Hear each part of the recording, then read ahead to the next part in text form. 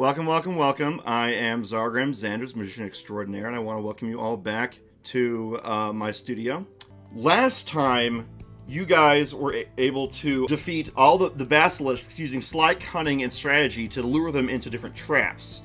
And you were able to get back a special needle and give it to the lady. So with all that stuff said and done, it is a new day, but there's a problem.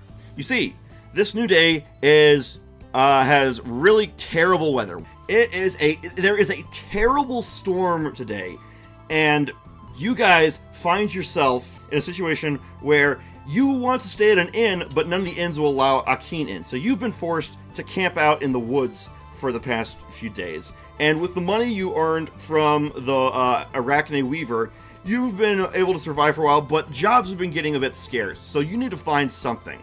Dark and stormy day, but you need adventuring work. What do? Go to the local tavern to look for leads. Ask around town for jobs. Leave town and try another spot. Cast a spell. Find someone to prank for the lulz. You guys have decided to leave town and try another spot. Okay. So, you and Akin pack up. You guys head out to the forest. Actually, no, wait. We need a follow-up poll. I need to know where you're going first. You have decided to try another town/spot to look for work. Where do you go? Alright, so follow-up poll is 1. Where do you want to go? The Elven Kingdom, the Dwarven Kingdom, the Orcish tribes, and the Badlands, or I don't care, just wander around until we run into the plot. You don't exactly care. You're just wandering along. And I'm going to roll to see if you get struck by lightning, because you're out in the thunderstorm. So let me roll a D100. 78. You're fine. Okay, so you wander from town, and you start leaving it behind you. You're going through the forest, and you're wandering along with Akin. Akin does not like being in the rain. So they seem to want to just stay near a tree, but you know better than to stay near a tree in a thunderstorm. So you just end up carrying them under your cloak to keep them dry. As you're headed off to the Dwarven Kingdom, you find a broken down cart. It is a decent looking cart, but it seems that they hit a snag in the road and it has now been damaged. Near the cart is a human lady. The lady sees you and approaches. You're faced with a lady who has a cart. Let's say it's full of watermelons. Lady with a watermelon cart is stuck outside in a thunderstorm with a broken wheel. What do? So press 1 to just ignore the woman and carry on. 2 to help the woman non-magically. Help the woman magically. Or 4, talk to the woman before doing anything. You walk over to her and ask her what's wrong, and she says, "Oh, I was delivering my watermelons to market when lightning struck a branch, and it fell to my cart and scared my horse." Yeah, lightning struck a branch, it made it fall, scared the horse. Then my cart started losing control as the horse ran. It broke as it hit some rocks, and I hadn't seen my horse for a while now, and now my cart's damaged too. Will you help me? The woman says that lightning scared her horse with a falling branch. It ran, it dragged the cart and damaged it. The cart broke, the horse is gone, and she is stranded. What do? But 1 for attack, just randomly say, you know what, screw this, attack. 2 for cast a spell. 3, wish her luck and leave. 4, see what Akin thinks of the situation, even though he is a small boy. You've decided to check with Akin. Akin goes up to the lady and everything like that while you guys are talking. Akin goes up, sniff, sniff, sniff, sniff, walks around, comes back, and seems like it's more worried about the storm than it is about her. In fact, let me roll something. Okay? Alright. So, it doesn't seem worried about her. Akin seems to be, like, it's actually taking shelter underneath the remnants of the wagon. It does not like being in the rain, and it doesn't like being here, but it does not seem bothered by the lady. The woman says, please help me. I I'm not able to put the wheel back on the wagon, and I don't want my produce to spoil. Will you help me? So now we come back to the original question. Will you help the woman? Yes, no, attack, cast a spell. So we have decided to help the woman. Okay, you go up to the wheel and you try to pick it up. I'm going to roll a skill check on your behalf to try and pick it up and put it back on the axle. Because 3, 2, 1, boop, 15. Okay. You roll a 15 plus your skill check and you're able to pick up the wheel and put it back on there. You are able to fix the thing without using up any MP, and you only use up about a little bit of stamina.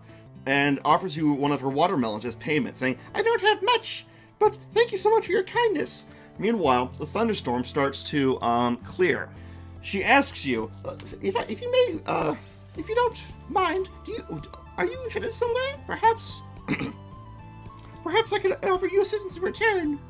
You tell her where you're headed, that you're headed to the Dwarven Kingdom because you're looking for work, and she says, oh, if you're looking for work, there is a lovely Dwarven hamlet about 16 miles down the road named Darrymore. If you head there, I'm sure someone can help you. With that, you take your leave of the woman, and you take Akin, and you're able to head out.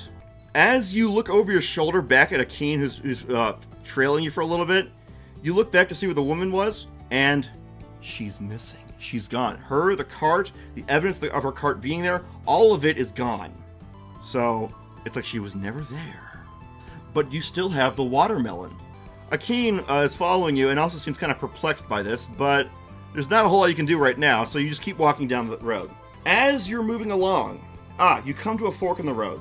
One route says you can go the long way, which will take you across some hills, will take you on a winding route through the forest, and there's the shorter way, which goes through the hills.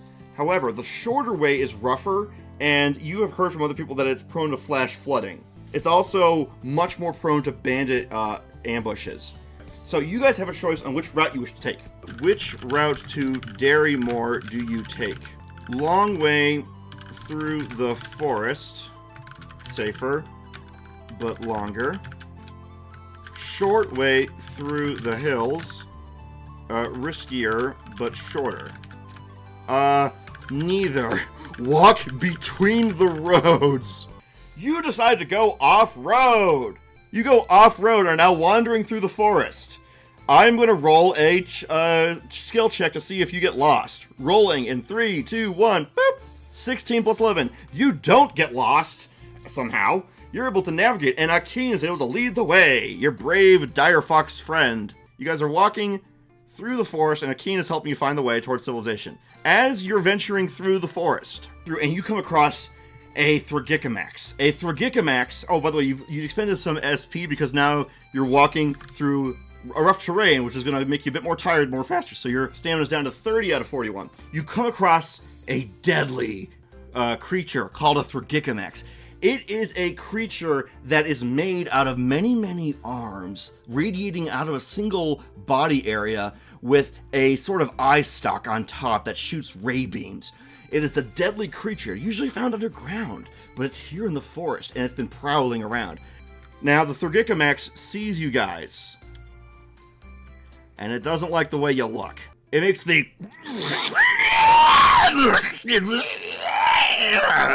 sound at you guys. It's a fight. It jumps you guys. First things first.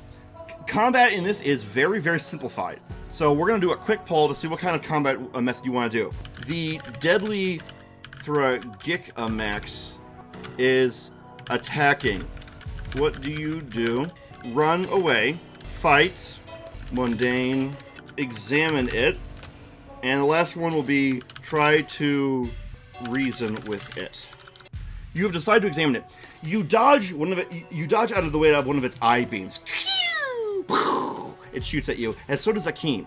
You look around, and we're gonna roll a skill check to see how well you examine it. Rolling in 3, 2, 1. Boop. You roll a 16, and your skill check is 11. So you notice something. There is something about the Thragikamax's eye. It is very bloodshot. It looks very irritated, and it shakes menacingly as it looks around. Like, this thing is absolutely livid. Unfortunately, you're not really sure how to converse with it. However, it seems that it is in a very agitated state. But the Thurgicamax is nasty because if you get grabbed by its arms, it'll pull you in and all the other arms will like tear you to pieces. Meanwhile, the eye beam will like damage you and can even try to stun you as well. So this is a bit of a challenging fight for you guys. But it's 2 versus 1, so you might be able to do it. Either way, you might want to keep your distance. Your examination of it makes it realize that something has aggravated this thing, and it seems to be outside of its ordinary habitat. So it's in somewhere it doesn't like to be, and it seems very angry. What do you do next? Well, the Thurgicamax is going to attack you guys while you're doing this because it's in a big rage. So here comes its attack roll. You rolled a 5, plus 10 versus your combat. Oh, wait. Oh, shit, you rolled a 19, but it's on a d20. 19. So you skillfully dodge out of the way of its stuff. So here we do. Okay, the Thurgicamax is enraged by something. What do? So we have 5 options. 1 is cast a spell helpful, meaning you're going to try to help it. Like so, Emo's option of cast a heal spell on it, like that, kind of. 2 is attack with magic. 3 is attack with normal means. And 4 is retreat, and 5 is cast a utility spell. You have decided to cast a helpful spell on it. Here comes your magic check. I'm going to roll rolling in 3, 2, 1. Boop. Oh, you rolled a 2. Ow, but 2 plus 10, 12. I'm going to roll to see its magic check to see if, because it's in combat, so it's going to try to resist. 4 plus, okay. All right, the Thurgicamax nearly dodges your spell, but you cast a healing spell on it and a calming spell. You expend some magic doing so. So you're down, I'm going to say you're down to 25 because you had to double up on that. And the Thurgicamax starts to calm down. It looks at you, it tilts its eye stalk back and forth, side to side, and examines you. It seems curious. It's no longer attacking, it's just staring at you guys. It's examining, it looks at from you to Akin, and its eye motions are no longer erratic. It's now just puzzled. So now it's just perplexed. It's not really sure what to do. It starts to step away, not really sure what to make of the situation. There's a moment of pause, and it is kind of let its guard down. The Thurgicamax has been perplexed by your kindness. What do? Option 1 will be surprise attack, cast a spell to communicate, go on your way, and option 4 will be do nothing and wait it out. You have decided to cast a spell to try to communicate with it. You communicate with it, and the Thurgicamax is like in your mind. But you're able to understand what it says, that recently there have been fairies, or specifically pixies, that have been doing something underground. And they drove the Thurgicamax away from its home and using their magic, and it's been mad ever since. It tried to fight them, but they started fighting with magic, and it wasn't able to win that fight, so it ran away. It was mad, and it apologizes for lashing out at you. It assumed that because you were with a dire animal, you might be on their side. And it continues saying, you understand it to say that it doesn't have much, but it would be very glad if you were able to help it get its home back. So, it seems a quest has found us.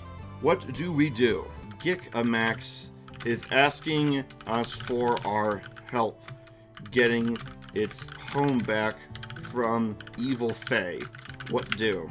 Vote 1 to agree and go straight to the cave. Vote 2, agree but explain you need to prepare first. Vote 3 to decline but invited to accompany you. Vote 4, decline and leave. You guys have decided, you guys explained to them, to the Thurgicamax, that you would like to help, but charging into this situation, just the 3 of you, might not be the best idea. The Thurgicamax responds saying, but you understand it saying that, yeah, that makes sense. It's just very desperate to get its home back because it was a nice cave, it was very pretty, it liked the way it looked, and it really wants it back. You ask what it means by this. It says, it explains that the cave had lots of wonderful crystal formations. Now, you start piecing things together, and you realize that crystal formations, Fae, what if there's a connection? So I'm going to roll a skill check for you guys to see how you put that together. Rolling in 3, 2, 1, boop, 14, plus your skill of 11. You realize that there's a high likelihood that there is either a kind of crystal, a specific crystal, or something about the crystals that has drawn the Fae to this cave. And they didn't want a Thurgicamax there because there is a high probability that a Thurgicamax might have some resistance to some of their charm spells, but not their combat spells. Hence why they probably drove it away. You explain this to the Thurgicamax and says, oh, and the Thurgicamax, I got my tongue tied. The Thurgicamax says, which basically means that it is very much belly aching that its nice house is now a place that people might want to keep coming by, kicking it out, stealing the crystals, and harassing it when it just wants its own nice hovel to live in. It basically got kicked out of its house because the land was really valuable, and it's kind of mad about that. And now that there's a resource on the land, it realizes that even if you guys kick out the Fae and deal with the situation, someone else might come in the future looking for the crystals. And it just said, it basically says, saying it just wants a nice house and it liked the cave. So, it appears that there is something developing here. It seems that this cave might have a resource that's desirable. Not just to the Fae, but even to other people. So, the question becomes, how best to approach it? Let's tell him that he may join us in search of his new home. Well, I'll just say for right now that the Thurgicamax really wants to keep this house. It likes this place a lot, and it seems kind of bent on keeping it. While you suggest moving someplace else, and the Thurgicamax says, I've already spent years looking for a nice cave. I really want to get this one back if I can. If I can maybe hide the place, that'd be great. So the situation is a bit complicated. Now, it wants to keep the house. The house has the cave. The cave has lots of resources that are valuable, and the Fae wants something to do with the cave. You don't know it yet. The impinging of evil Fae. At least they seem evil to the Thurgicamax's perspective. That's the kicker. So, at this time, the Thurgicamax offers to take you to the area of the cave. And because you've agreed to help it, you accompany it. You and the Thurgicamax and Akeen.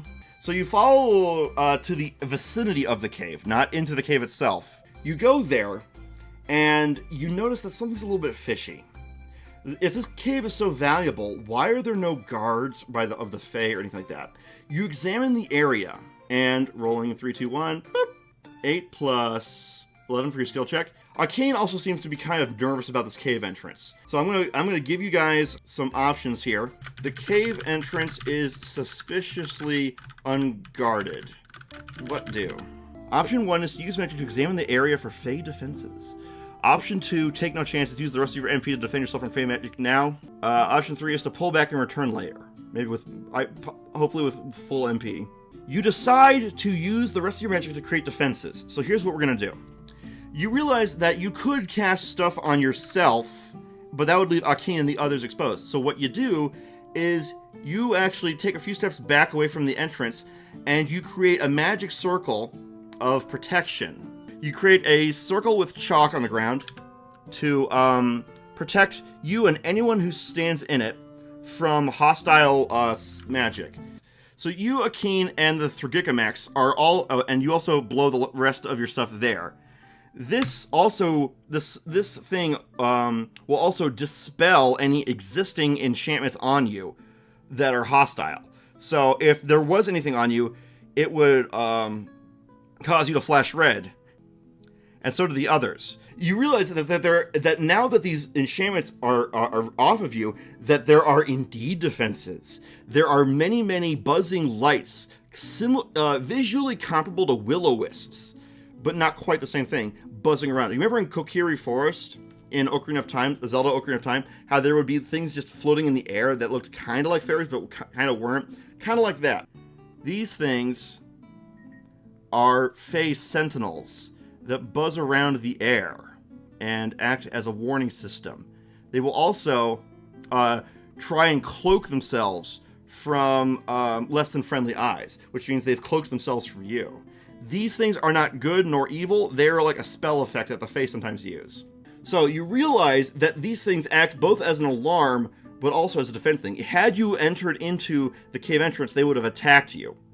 So this place is guarded. So now we have the Thurgicamax is like, and it's not sure of how to proceed because this magic circle protects you and it gives you a foothold operation outside of the cave. But if you, and it used the rest of your mana. So it was not cheap to make, and it does work, but you are out of mana. So we need to figure out something to do. Fey Wisps are guarding the cave entrance and use magic to hide themselves and more. What do? Number 1 is to stay in the camp until you're fully recovered.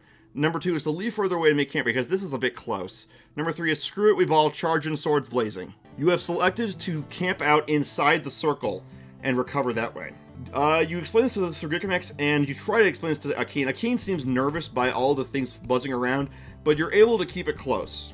You rest in the circle, and I'm going to see if anything happens in the night. The Thurgicamax wakes you up in the night as you see that the Fey Wisps are trying to get inside the circle radius but are failing. Other than that, nothing happens and you're able to get a full night's rest. Congratulations. Alright, it's a new day and you were safe in the circle, so you chose well. And you notice something odd. The Fey Wisps seem to be gone. The Fey Wisps have vanished, and you're going to roll a skill check with your magic to see if your thing is still active. Rolling in 3, 2, 1, boop! 18. Your circle is still active. It did not fail. So the Fey Wisps have left, but it stands to reason, and the Thurgicamax backs this up, that they probably realized their prior defense was having no effect on you, so whatever Fey are in the cave have probably pivoted to a new means of doing stuff. So the Fae saw your magic circle and have now probably altered their defenses. What do you do? Vote 1 to go to town and come back later with extra preparations. Vote 2 to just rush the cave now. Vote 3 to wait them out, siege style. Vote 4 to try speaking to the Fae from the circle. You have decided to try speaking to the Fae from the circle. With your limited magical experience, you realize that this won't be easy and that the Fae are quite a tricky people to communicate with. Now, to accomplish this, you actually will burn a little bit of MP. You're going to 38, just to help yourself project your voice into the cave and speak in a Fae language. So you use 2 MP just to make it so that you can be heard from the circle in the cave, and so, to establish a line of communication. Anywho, you start, we're gonna roll a magic check to try and communicate effectively. So rolling the magic check first, and then we'll do a skill check to see how well you negotiate. Rolling magic first in 3, 2, 1, boop! 15 plus, 11? 10. You do a pretty good job of establishing the line of communication. Now the skill check to see how well you're able to reason with them and talk to them. Rolling in 3, 2, 1, boop! 8. Okay. So 8 plus 11 is 19. You hear a voice emanating from the cave as you explain the situation. The voice says, Thurgicamaxes are abominations that do not belong in the forest. We have a right to everything in the forest. We have a right to you and your life. And we have a right to this cave and its contents. The Thurgicamax's life is unimportant to us. And if you ally yourselves with them, then you will be unimportant to us. How do you respond to this? The Fae seem entitled to the cave and the forest. They are claiming a position of authority. What do? We have 5 options this time, everybody. The first one is threaten with absurd but creative remarks. 2 is threaten with deeds you've done, like the basilisks that you were able to trick into dying. And 3 is throw the watermelon into the cave. 4 is cast a spell to collapse the cave. Screw everybody! 5 is try to placate them. You've decided to try to placate them. I will roll a skill check to see how you do. Rolling in 3, 2, 1, boop! Ooh, 4 plus 11. They roll an 11 plus 4, 15. Wait, you're tied. You tell them that you mean no offense, but they have kicked someone out of their home, and that's a very that's a very nasty thing to do. The Fae say that this whole force is their home, and they were here first. You say that such a claim is detrimental to the ecosystem, because if they do not share their home with anyone, they have to kick out all the plants, all the fungus, all the animals, all the bugs, and everything else in the forest, and then it really wouldn't be much of a forest then if they kick out all their tenants, then would it? The Fae respond by saying that a Thurgicamax is an aberration and therefore not a natural person of the forest, and therefore is not subject to that logic. You respond saying that nature itself is all about change and establishing new equilibriums when change, and that nature is all about changing, breaking equilibrium, and then reestablishing equilibrium. So therefore, the fact that they are close-minded about the breaking and reestablishment, and that this is about that they are resisting the actual change of equilibrium to form a new equilibrium with nature, is against nature in and of itself, and therefore they are violating their own concepts of nature by resisting the inclusion of aberrations. The Fae respond saying that they don't want to establish a new equilibrium with an aberration because aberrations aren't supposed to even be on this plane in the first place. You respond saying that they are not any of the Fae deities, therefore their claim that something is supposed to be this way or supposed to not be this way is invalid, and that they are actually, in a spiritual sense, resisting any kinds of changes. The Fae come back shooting, saying that aberrations don't belong on this plane to begin with, therefore it doesn't matter. But you say that, or they also say that it would corrupt the natural order of things. The Thurgicamax says that it isn't interested in corrupting anything, it just wants to live in the cave and get away from all the weird aberrations that cause transformations. The Fae say that they have no reason to trust the Thurgicamax, because it looks like a stinky old gross aberration, and besides, they have stuff they gotta take care of. You respond saying that perhaps a mutual agreement can be reached. He lived for a while and he didn't bother anybody. Yes, saying that he was able to actually create an equilibrium, and that they are the ones who broke the equilibrium. Thank you, Emo, by kicking someone out of their house, which is habitat destruction or dislocation of an endangered species, because the aberration is rare on this plane, making it an endangered species. Therefore, they have kicked an endangered species out of its habitat. The Fae say that that is bullshit, because there is no such thing as it is an invasive species, and even if it is endangered, it is still invasive and is therefore a detriment to the environment. You say that it does not have a mate or means of procreation, therefore when it dies, there is no mate for it to procreate, it cannot happen. The Fae go quiet for a bit, and realize, okay, that can make sense, but they say that they still don't want it in there. You say that that is illogical and that they are being disrespectful and rude by wasting your time with all this stuff. The Fae say that you guys are being the rude ones for camping outside their house. You say that you're not outside their house, you are in a process of trying to reclaim a house. This debate goes back and forth quite a while.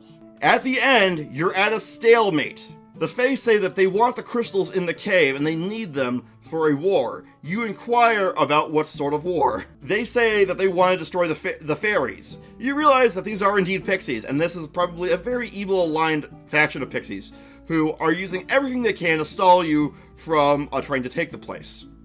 The Akeen is getting bored as hell, and so is the Thurgicamax. These negotiations have gone until noon of this day. It's because you've been going back and forth, back and forth, back and forth. You propose a trade agreement with them that the Thurgicamax could offer crystals. The Fae say that they want exclusive access to these crystals and they don't want anyone else to have them. Also, they don't trust the Thurgicamax to do anything. The Thurgicamax says that it's not really good at mining to begin with, and if the Fae move in on its house, that it would disturb its peace that it's been seeking this whole time. So, here's where we stand. The Fae want the crystals. They want the cave. They don't like aberrations. The Thurgicamax wants its house back and wants to be left alone, and the crystals make the cave desirable to it. So, as you guys are debating this, a nymph walks out of a tree, covering her ears. It says, I have been listening to you guys go back and forth on this for hours now. I thought it would first be funny just to watch them kick your ass, but oh my god, you guys never shut up. Will someone please just reach a consensus? with this stuff. You guys are clearly being dicks, kicking this person out of their house. They're not hurting anyone. They're not gonna fuck anybody. They're not gonna make babies. They're not gonna destroy the environment. They're just gonna die alone. The Thurgicamax kind of tears up when it hears this, like, aww. And the nymph is like, oh, shut up. We are way past ordinary emotions at this point. Let's just get this fucking thing solved. But the pixies say this is none of your goddamn business, and this is between us and them, so you can kind of go fuck off. The nymph is like, oh, come on. Why do you pixies always gotta be this way? No one cares about your stupid war. No one cares about you guys. You guys are assholes. No one likes you. And the Fae throw a rock out of the thing at her. And the nymph is like, oh, screw you guys. And the nymph takes one of the trees, has it wake up into an ent, and the tree stands on top of the cave and puts its roots on top of the cave. Because even the trees are getting tired of this goddamn bickering, because you've been speaking in Fae this whole time. And they're just so goddamn sick of this whole... Actually, wait. I'll do it like this. Because all this bickering and going back and forth has frustrated the entire goddamn forest at this point. And they would really just like it if all these jackasses just left. The pixies get annoyed by this and start trying to push the tree around. And the nymph then notices the watermelon in your inventory and says, wait, what do you have there? And it points at the watermelon. You hold up the watermelon and it says, do you have any idea what it is you have in your possession? You realize that the watermelon has not gone bad by now. It's still fresh, a day later, but not completely impossible. And you are now at an impasse. Okay, the watermelon seems special, but you don't know how yet. What do? So you have 4 options, guys. Act like you know and try to use it as a bargaining chip. 2, tell the truth. And 3, throw the watermelon at the pixies while they're distracted. Or in 4, cast a spell. You have voted to throw the watermelon at the pixies while they're distracted. Debacle. This now 3-way negotiation has gotten so frustrating for you that you have finally lost your cool. And you decide, you know what? Screw it! You throw the watermelon into the cave hole as the pixies are trying to push the roots down. I'm going to roll to see if it actually makes it inside.